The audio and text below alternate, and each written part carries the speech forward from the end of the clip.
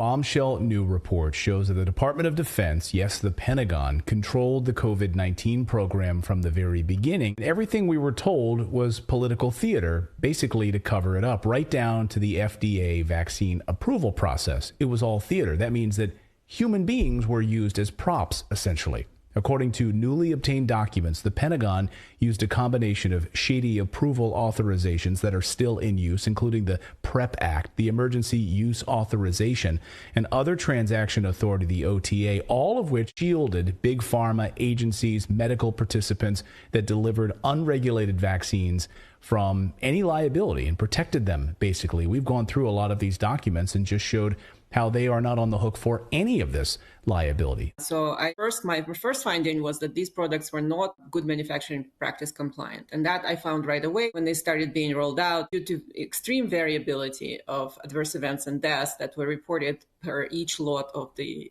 so-called vaccine. So that was very shocking to me as a pharmaceutical professional, because we know how high quality pharmaceuticals typically must be manufactured. There should be practically no variation lot to lot in terms of toxicities or any other performance characteristics. And these products were varying about 1,000 times lot to lot. So that was extremely concerning. And I didn't realize why that was happening, but I just knew that they were not good manufacturing practice compliant. And then the final piece of the puzzle was when I was able to see all these contracts from the DoD. And when I saw those contracts, there were around 400 that are now available for all COVID, so-called COVID countermeasures, including vaccines. I realized that was really what was going on. The Department of Defense used a very shady contracting practices and also used several laws that were put in place previous to COVID to do this, to shield pharmaceutical companies, to not conduct proper clinical trials, to do a lot of fraudulent, I would say, manipulations of public perception, and all in collusion, obviously, with mainstream media and these pharma companies.